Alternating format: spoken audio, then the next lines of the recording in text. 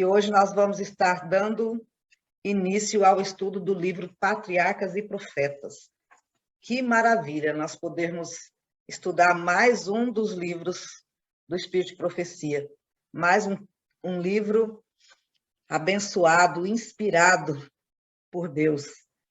E é muito bom nós sabermos que nós temos um Deus tão maravilhoso que ele conduz todas as coisas de uma forma tão especial que ele abre, descortina todos os mistérios que nos é permitido conhecer, e ele inspirou a serva Ellen G. White para que ela pudesse instruir a mim e a você em relação aos eventos que estariam acontecendo nos últimos dias, mas não só isso. Ele vem trazendo uma retrospectiva da história da humanidade, da história do universo. E esse livro, Patriarcas e Profetas, ele já inicia com o tema Por que foi permitido o pecado? Vem fazendo uma introdução, mostrando que o pecado ele teve início lá no céu. Que Deus nos abençoe nesse momento da palavra, que é um momento em que nós devemos redobrar a nossa atenção, porque é Deus trazendo uma mensagem especial para mim e para você. Então, essa mensagem, ela não veio por acaso. Eu creio que todos os nossos passos nessa sala são conduzidos por Deus. Porque eu creio, porque esta é a minha oração diária e é a oração de vocês, de que esta sala seja um canal de bênçãos para as nossas vidas e que Deus fale aos nossos corações diariamente. Se eu não cresce nisso, se você, meu irmão e minha irmã, não estivessem na mesma certeza, não estaríamos aqui com essa convicção de que Deus nos fala a cada manhã. Deus está conosco e Ele fala aos nossos corações. Eu vou compartilhar aqui um slide, só para nós podermos ilustrar um pouquinho o que nós vamos estar conversando, o livro Patriarcas e Profetas, e vamos estar falando sobre por que foi permitido o pecado. Em 1 João 4,8 declara que Deus é amor. Todos nós já lemos isso. Deus é amor. Lá em Isaías 57,15, diz o seguinte: a sua natureza, sua lei são amor.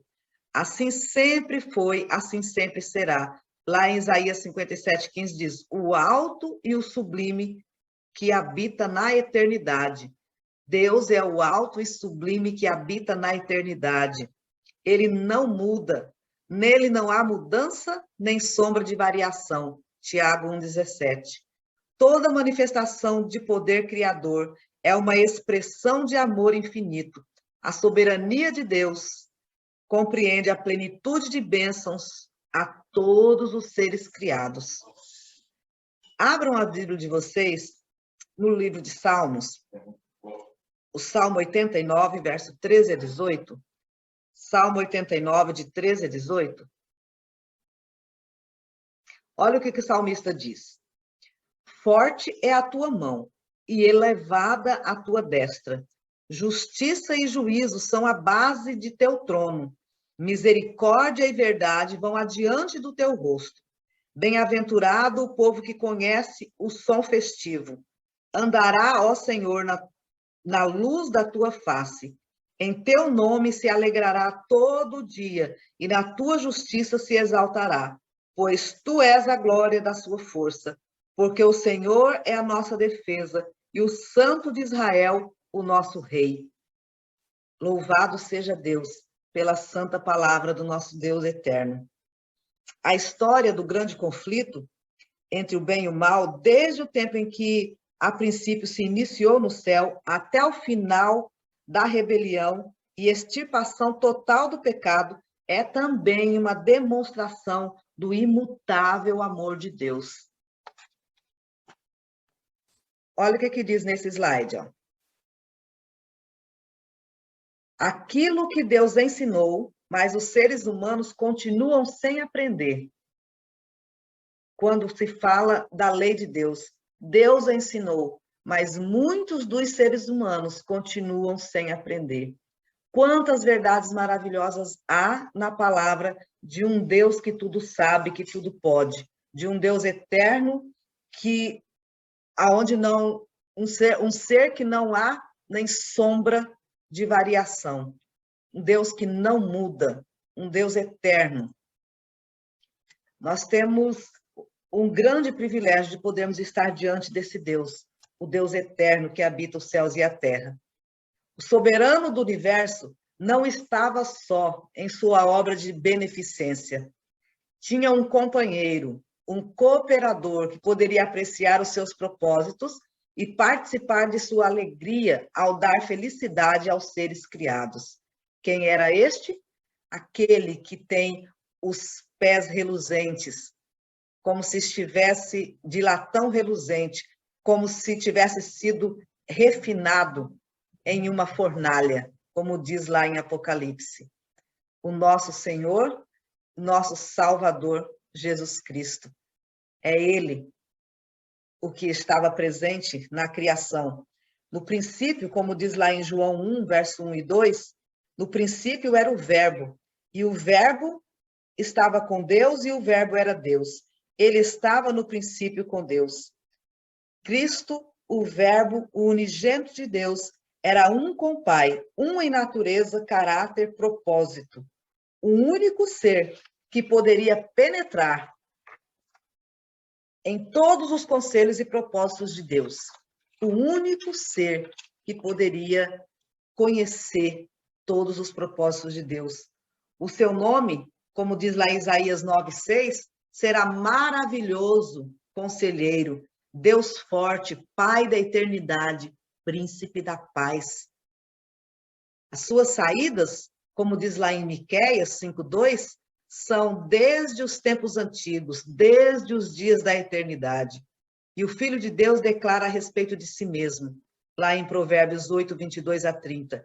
O Senhor me possuiu no princípio de seus caminhos e antes de suas obras mais antigas, quando compunha os fundamentos da terra. Então eu estava com ele e era o seu aluno, e era cada dia as suas delícias, folgando perante ele em todo o tempo.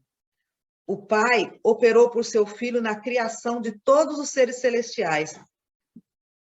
Como diz lá em Colossenses 1:6, nele foram criadas todas as coisas, sejam tronos, sejam dominações, sejam principados, sejam potestades. Tudo foi criado por ele e para ele. Os anjos são ministros de Deus, radiantes pela luz que sempre flui de sua presença e rápidos no voo para executarem a sua vontade. Mas o Filho, o unigênito de Deus, a expressa imagem de sua pessoa, o resplendor da sua glória, sustentando todas as coisas pela palavra do seu poder, tem a supremacia sobre todos eles. Um trono de glória, posto bem alto desde o princípio, foi o lugar do seu santuário. Cetro de equidade é o cetro do seu reino. Glória e majestade estão ante a sua face. Força e formosura no seu santuário. Misericórdia e verdade vão adiante do seu rosto. A senhora White, ela começa o contexto desse primeiro capítulo do livro exaltando o nome de Deus, mostrando vários textos bíblicos, como eu citei aqui, que mostram a soberania do Deus Altíssimo. Dessa forma, ela contextualiza quando ela vem trazendo a questão do pecado e do que aconteceu antes, durante e depois da decisão de pecar. Enquanto todos os seres humanos todos os seres criados, não humanos, todos os seres criados reconheceram a lealdade pelo amor, houve perfeita harmonia por todo o universo de Deus. Era a alegria da hoste celestial cumprir o propósito do Criador. Deleitavam-se em refletir a sua glória e patentear o seu louvor. E enquanto foi supremo o amor para com Deus, o amor de uns para com outros foi cheio de confiança e também um amor abnegado. Nenhuma nota discordante havia para deslustrar as harmonias celestiais. Sobreveio, porém, uma mudança neste estado de felicidade. Houve um ser que perpetuou a liberdade que Deus concedera às suas criaturas. E este ser decidiu que não mais iria se submeter ao governo de Deus. Ele preferiu andar pelos seus próprios caminhos, fazendo as suas próprias escolhas. E nesse contexto a gente vê a desobediência tomando conta de um ser celestial, um ser que havia sido criado com toda a honra, que estava diante de todos os anjos e acima de todos os anjos, como um líder dos anjos celestiais, e esse ser simplesmente começa a se rebelar. O pecado originou-se com aquele que abaixo de Cristo fora o mais honrado de Deus e o mais elevado em poder e glória entre os habitantes do céu. Lúcifer, filho da alva, era o primeiro dos querubins cobridores, santo, incontaminado.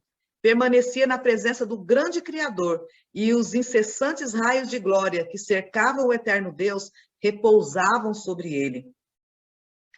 Então, pouco a pouco, Lúcifer veio a condescender com o desejo da exaltação própria. A sua ruína foi a exaltação própria.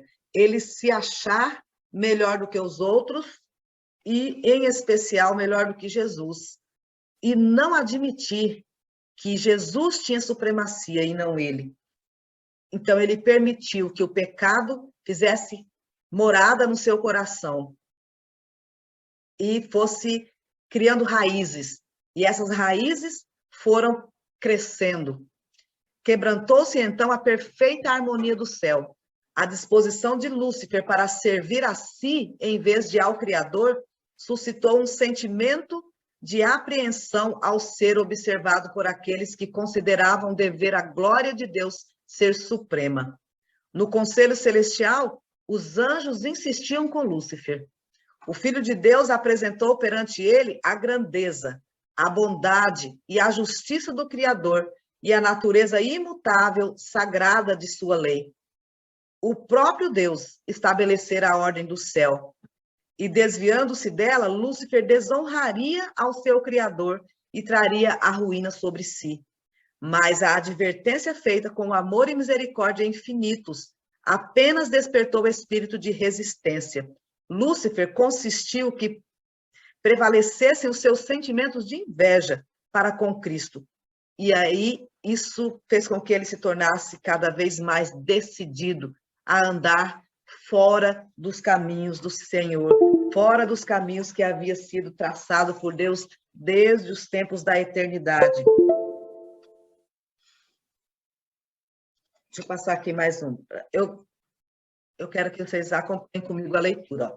O Rei do Universo convocou os exércitos celestiais perante ele, para em sua presença apresentar a verdadeira posição de seu filho e mostrar a relação que este mantinha para com todos os seres criados. O Filho de Deus partilhava do trono do Pai, e a glória do ser eterno, existente por si mesmo, rodeava a ambos. Em redor do trono reuniam-se os santos anjos em uma multidão vasta, inumerável, milhões e milhares de milhares, como diz lá em Apocalipse 5, verso 11. O Filho de Deus executara a vontade do Pai na criação de todos os exércitos do céu, e a ele bem como a Deus, eram devidas as homenagens e fidelidade daqueles. Cristo ia ainda exercer o poder divino na criação da terra e de seus habitantes. Em tudo isto, porém, não procuraria poder ou exaltação para si mesmo, contrários ao plano de Deus, mas exaltaria a glória do Pai e executaria os seus propósitos de beneficência e amor. Nem o próprio Cristo, que estava ali, sentado à destra de Deus, com todo o poder e toda a glória, ele não se exaltou acima do Pai. Ele ficou no seu devido lugar. Mas aí surge um anjo que queria ser maior que os outros. Os anjos alegremente reconheceram a supremacia de Cristo e, prostrando-se diante dele, extravasaram o seu amor e adoração. Lúcifer curvou-se com eles, mas em seu coração havia um conflito estranho, violento. A verdade, a justiça e a lealdade estavam a lutar contra a inveja e o ciúme. Isto quando começa esse conflito no coração de Lúcifer. Ele não mais sentia prazer em estar ali adorando a Deus, adorando o Criador. Ele estava querendo se colocar em lugar de Criador. Jamais, meus irmãos, jamais uma criatura pode ocupar o lugar do Criador. Como que nós podemos pensar que é possível uma criatura ser maior do que o seu Senhor, do que o seu Criador? Não há essa possibilidade. E esse foi o pecado de Lúcifer, de querer ser maior do que o seu Criador. E a tragédia teve início lá no céu, por conta desse desejo desenfreado de querer ser o que Deus não tinha idealizado que ele fosse. E olha que ele havia sido posto por Deus como um maioral lá no céu. Ele era o regente do coro celestial. Ele era um líder dos anjos. Deixando o seu lugar na presença imediata do Pai, Lúcifer saiu a difundir o espírito de descontentamento entre os anjos. Ele agia em misterioso segredo e, durante algum tempo, escondeu seu propósito real sob uma aparência de reverência para com Deus. Até mesmo lá no céu, antes da queda, antes dele ser expulso do céu, Lúcifer, ele já usava a artimanha do engano. E ele usa essas artimanhas até hoje. O tempo todo, ele engana. Ele parece sentir prazer em ter pessoas, em ter os anjos no céu e ter as pessoas, posteriormente, como seus seguidores, mesmo que elas não estejam entendendo o que está acontecendo. Desde que ele alcance o propósito dele, de ser exaltado. Mesmo que quem o exalte não saiba que está fazendo isso. Porque o propósito dele sempre foi ser superior a Deus. As altas honras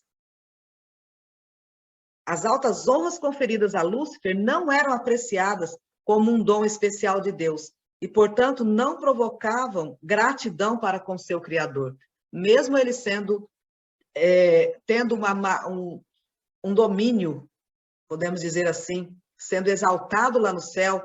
Mesmo assim, isso não o satisfazia, ele queria mais. O Filho de Deus era mais exaltado do que ele, sendo um em poder e autoridade com o Pai. E isso fazia com que o coração de Lúcifer fervesse de ódio, de desejo de ser superior. Deixando, então, o seu lugar na presença imediata do Pai, ele sente essa necessidade de soberania. Não eram eles seres que pudessem acarretar desonra a Deus. Todos os seus pensamentos eram santos. Não havia para eles maior possibilidade de errar do que para o próprio Deus. Então, eles não precisavam errar. Nem Lúcifer e nem os anjos caídos. Ele não tinha havido mudança alguma na posição ou autoridade de Cristo. A inveja foi o fator motivador que conduziu Satanás a essa falsa representação que ele demonstrou, que ele realizou lá no céu diante dos anjos, bem como a sua pretensão à igualdade com Cristo, tornaram necessária uma declaração a respeito da verdadeira posição do Filho de Deus. Mas esta havia sido a mesma desde o princípio. Muitos dos anjos, contudo, ficaram cegos pelos enganos de Lúcifer.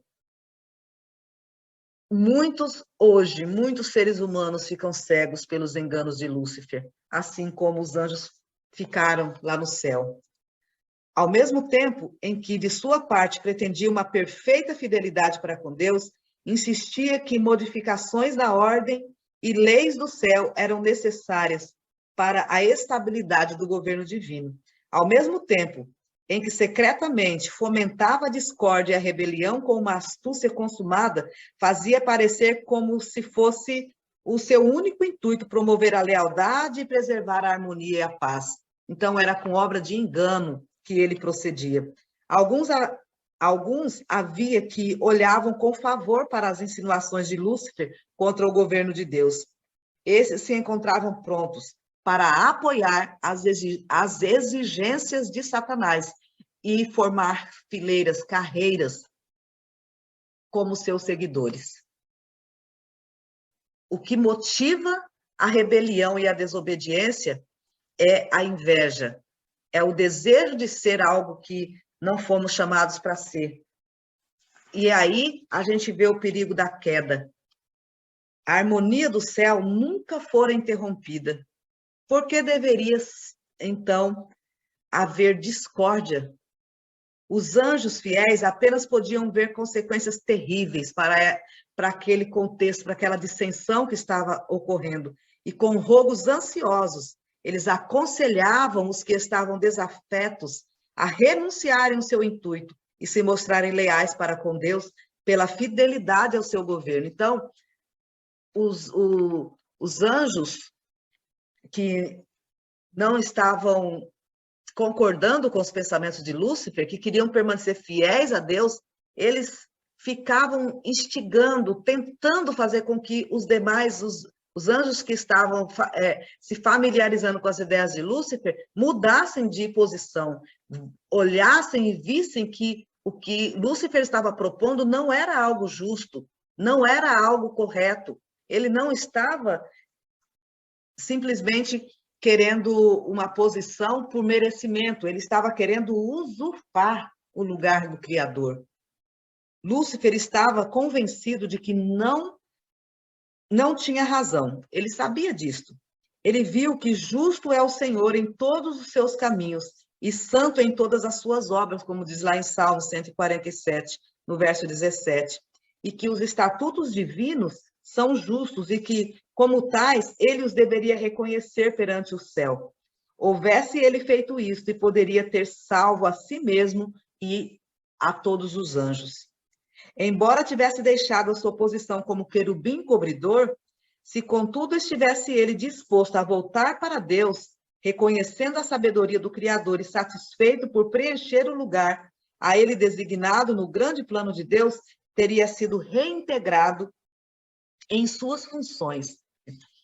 Ele tinha ainda, nessa ocasião, a possibilidade de retornar e de fazer parte novamente do contexto celestial, mas ele de permanecer na realidade, né, no contexto celestial, mas ele preferiu ser rebelde, ser cruel e fazer os seus próprios caminhos, as suas próprias escolhas.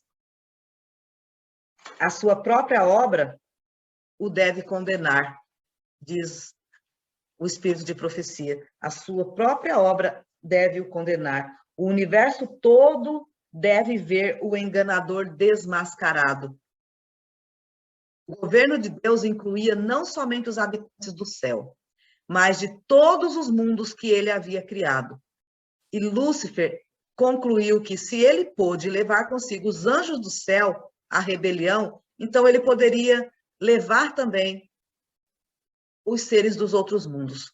Tinha ele artificiosamente apresentado a questão sob o seu ponto de vista, empregando sofisma e fraude, a fim de conseguir os seus objetivos.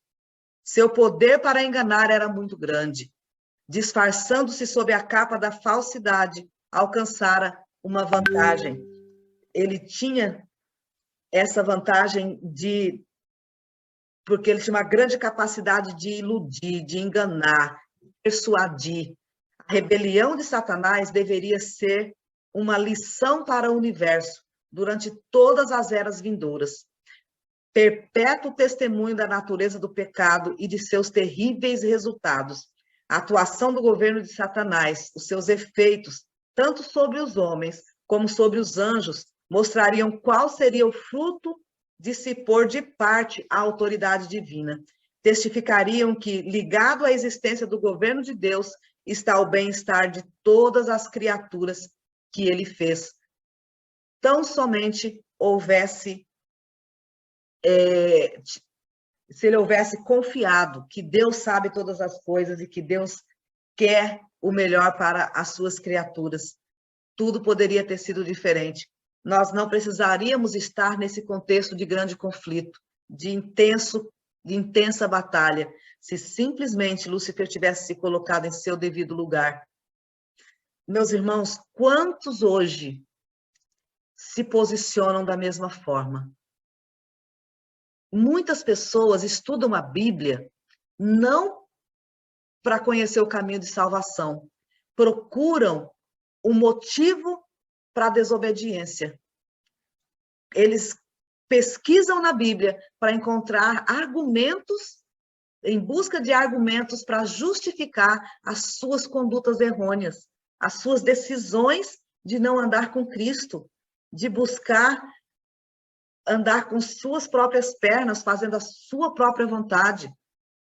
Então, quando uma pessoa, quando um ser humano age desta forma, ele está se colocando exatamente na posição que Lúcifer se colocou, a posição de se achar superior e de não querer se submeter a um Deus que sabe o fim desde o princípio e que sabe exatamente qual é a necessidade das suas criaturas.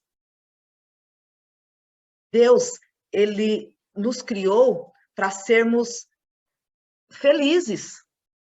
Em nenhum momento Deus nos criou para vivermos uma vida de tristeza, de infelicidade, de desarmonia. Não. O tempo todo Deus quer que nós sejamos felizes. Só que essa é uma escolha que nós precisamos fazer diariamente. Deus não vai escolher por nós. Deus é muito digno e maravilhoso. O livre-arbítrio é um presente supremo de Deus. E ele nos dá essa capacidade de escolhermos, de dizermos sim, eu quero andar por aqui, eu quero andar com o meu Senhor, com o meu Salvador. Eu não quero mais viver de acordo com a minha vontade, eu quero viver para a honra e glória de Deus. Vamos ler mais um pouquinho, encerrando com esse slide? E diz assim, ó, aquele que governa no céu é o que vê o fim desde o princípio. O ser perante o qual os mistérios do passado e do futuro estão igualmente expostos, e que, para além da miséria, trevas e ruína que o pecado acarretou, contempla o cumprimento de seus propósitos de amor e bênçãos, se bem que nuvens e obscuridade estão ao redor dele. Justiça e juízo são a base do seu trono, como diz lá em Salmo 97:2. E isto os habitantes do universo, tanto fiéis como infiéis, compreenderão um dia. Ele é a rocha, cuja obra é perfeita, porque todos os seus caminhos, juízo são. Deus é a verdade, e não há nele injustiça. Ele é justo e ele é reto, diz lá em Deuteronômio 32:4. Deus é justo, Deus é reto. Nada pode fazer com que ele deixe de ser justo, coerente, sábio. Quando Deus diz para mim e para você, ande por aqui, este é o caminho, sejamos sábios, que nós possamos dar ouvidos a Deus e atender a esse chamado, e estudar a Bíblia para compreender os desígnios de Deus, os caminhos que Ele traça para nós, e não com o objetivo de procurar argumentos para justificar o nosso desejo de andar em desarmonia com a palavra. Quantas e quantas pessoas fazem isto? Procuram, perscrutam a palavra, mas com o objetivo de encontrar desculpas para o pecado. Deus nos chama para sermos fiéis seguidores, não para estar criando ideologias, modificando o que ele escreveu. Ele nos chama para sermos servos. E o servo, ele obedece ao seu Senhor. E pronto. Ele tem poder, ele pode fazer isso, porque nós somos criaturas. Somos rebanho de seu pastoreio. E ele é o Senhor. Ele é o Criador. Ele é onipotente, soberano, eterno. Então, que todos os dias de nossas vidas possamos decidir andar com Cristo. Possamos decidir viver por Ele, obedecê-lo, amá-lo e segui-lo. Porque este é o caminho. Que Deus abençoe a cada um de nós. E que nós possamos tomar decisões diárias. Quer você, meu irmão e minha irmã, nesta madrugada, dizer para o Senhor, Senhor, eu não quero andar como Lúcifer andou, rebelde, teimoso, desobediente, que preferiu andar com suas próprias pernas. Eu quero andar contigo. Se alguém tem esse desejo de andar com Jesus todos os dias, levanta a mãozinha para eu ver. Louvado seja Deus. Deus abençoe a todos nós. Tem gente que está levantando até os pés. Amém. Deus abençoe. Vamos orar? Grande Deus, agradecemos ao Senhor por tuas bênçãos, por teu infinito amor, por tua misericórdia, porque o Senhor é Deus poderoso que habita os céus e nós somos teus filhinhos amados, que nós, mesmo sendo criaturas, mesmo sendo pequeninos, seres humanos, mas o Senhor nos ama com um amor infinito e é por isso que nós também o amamos e queremos declarar isso diante de ti nesta madrugada. Que o amamos e que queremos andar contigo todos os dias de nossas vidas. Que o Senhor nos receba, nos conduza, nos abençoe. Não só a nós, meu Deus, mas todos os que forem assistir esta gravação mais tarde, em outros momentos, por intermédio do YouTube. Que todos possam ser abençoados, agraciados, tocados pelo teu santo e bom Espírito. Em nome de Jesus. Amém.